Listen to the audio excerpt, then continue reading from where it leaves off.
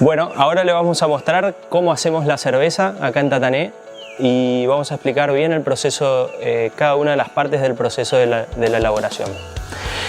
Acá tenemos los ingredientes. Básicamente la cerveza se hace con malta, lúpulo, agua y la que falta acá es la levadura, que es, como vamos a ver después en el proceso de fermentación, la que convierte y la que realmente hace la cerveza. Nosotros traemos, esto es malta de cebada. La cebada es el grano que pasa por un proceso de malteado que lo que hace es activar las enzimas para que nosotros podamos extraer los azúcares en la maceración que vamos a ver ahora. Como ven, tenemos diferentes tipos de malta y la combinación de este tipo de maltas lo que va a hacer es generarnos diferentes tipos de cerveza, que eso lo vamos a definir en un paso previo a la elaboración, donde nosotros definimos nuestra receta y qué tipo de cerveza y qué tipo de perfil queremos. Y por último viene el lúpulo, que ahora vamos a ver dónde lo agregamos, que lo que aporta es el amargor a la cerveza. Lo que diferencia las cervezas artesanales de las industriales es el mayor uso de todas las materias primas, porque nosotros hacemos calidad y no cantidad. Entonces se usa más lúpulo, más malta y eso se traduce en un producto con mayor gusto, mayores sabores, mayores aromas, que es por lo que se caracteriza la cerveza artesanal.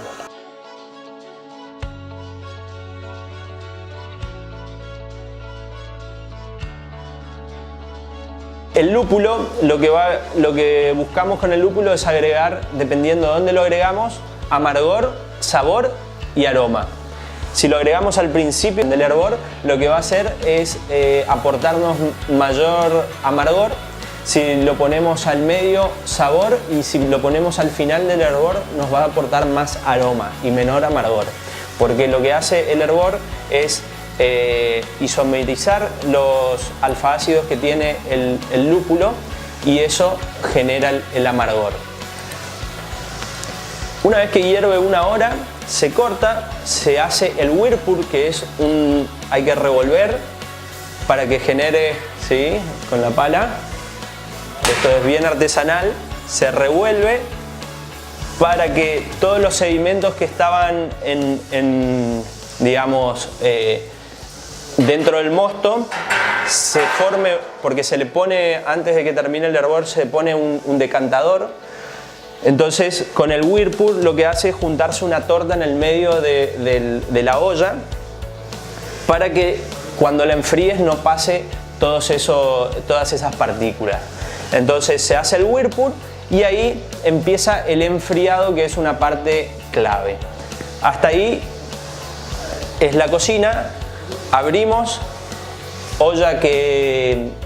mosto que hirvió una hora, va a pasar por este enfriador de placas que por un lado va pasando la cerveza y por el otro, en contracorriente, va pasando agua fría.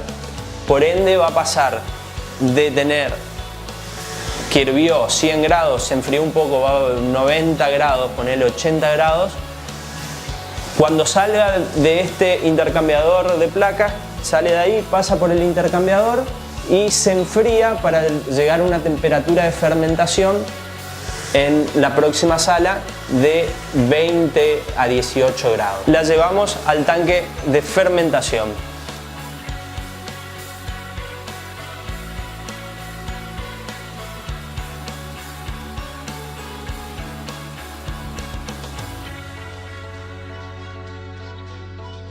Bueno, entonces el mosto que hirvió, ahora lo pasamos a la sala de fermentación y lo metemos en estos tanques fermentadores que, al igual que las ollas, fueron previamente, los limpiamos con este proceso y sanitizados, por ende esto está limpio.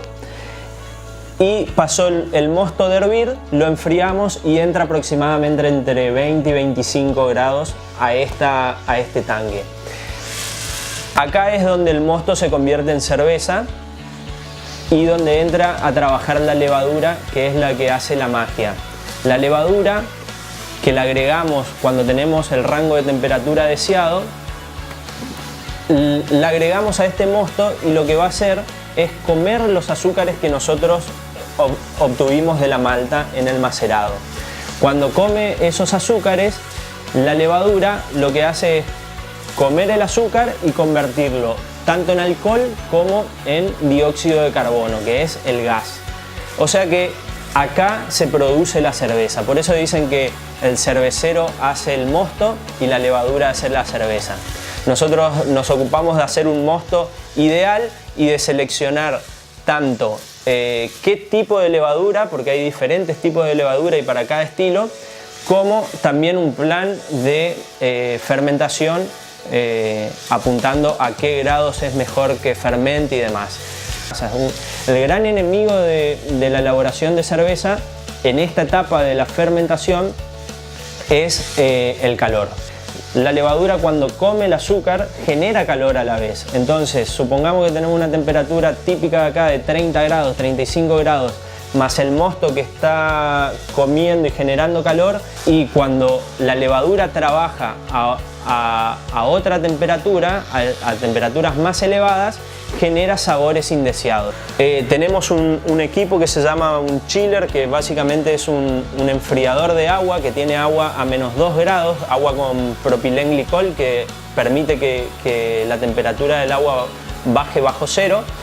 Y lo que hace, nosotros tenemos unas ondas que las metemos con una vaina, va con una vaina de acero inoxidable, o sea que esto no está en contacto con la cerveza, sí el acero.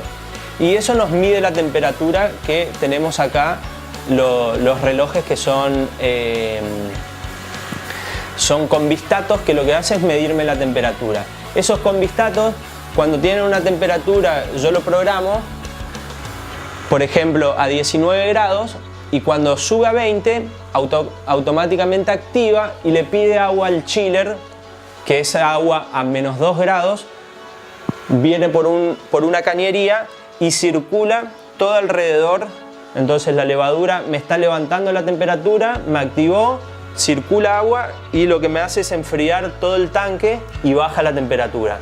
Yo me manejo en el rango de 18, 19 grados y controlo la temperatura de fermentación. Controlando la temperatura de fermentación, yo obtengo el tipo de cerveza que yo quiero, digamos.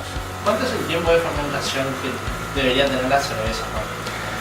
Dependiendo también qué estilo de cerveza, pero básicamente las levaduras hacen todo su trabajo principal en 7 días.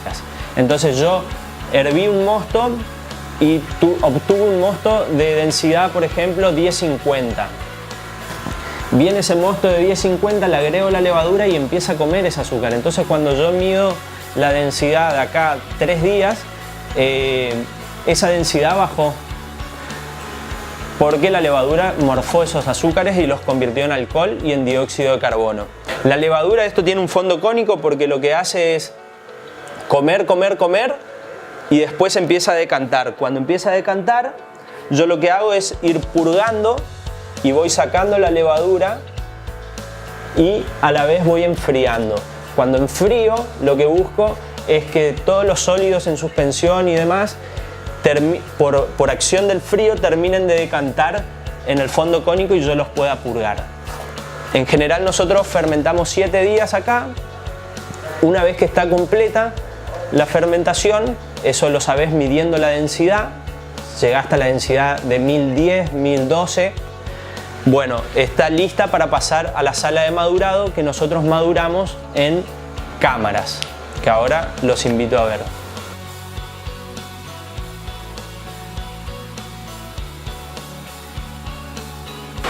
Bueno, esta es la sala de madurado, que nosotros, para asegurarnos, trabajamos con una cámara de frío donde enviamos entonces la cerveza que se fermentó 7 días, la terminamos de madurar en cámara en frío a 2 grados. La trasvasamos, siempre empujándola de un tanque a otro con presión de CO2 para que la cerveza nunca entre en contacto con el oxígeno, que eso oxida la birra. Entonces la empujamos con dióxido de carbono y viene a estos tanques donde se termina de almacenar. Acá la cerveza puede aguantar 3 meses tranquilamente en frío, está protegida. Una vez que lo que termina acá es con el frío termina de decantar lo que no decantó en el fermentador primario y termina también de redondearse todos los sabores en frío. Termina de ser una cerveza redonda. De ahí pasa a los barriles, y los barriles, que nosotros también llevan el mismo proceso de limpieza y sanitizado, los llenamos y los gasificamos artificialmente. Esta es una agitadora que lo que hace es agitar el barril, y cuando lo agita con el tubo de dióxido de carbono, yo lo que hago es agregarle el gas. A mayor frío el gas se disuelve mejor en el líquido, entonces es importante que ni bien salga de la cámara a 2 grados, 4 grados, se le agregue el gas y se gasifique bien también según el estilo. Hay cervezas que se gasifican más y cervezas que se gasifican menos. Una vez que está esto gasificado, puede ir tanto a alquiler de barriles como a la línea de embotellado.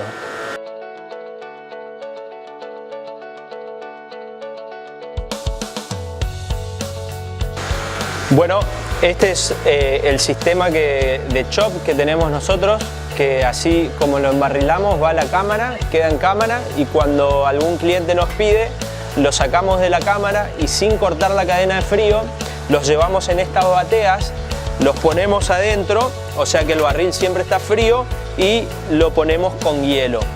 De esta manera nosotros nos aseguramos de no cortar la cadena de frío del producto, porque es un producto no pasteurizado, y de mantener la calidad siempre. O sea que la diferencia de esto es que vos tenés cerveza fresca que sale de la fábrica a tu evento, a tu fiesta. Y como todo producto fresco, artesanal, tiene otro sabor y otro gusto. Y estos son sistemitas para servir, entonces cada uno se sirve, no hace falta a nadie que sirva, sino que es autoservice, con esto le das presión y va saliendo. Ese es el sistema. Y la otra presentación del producto que tenemos son las botellas.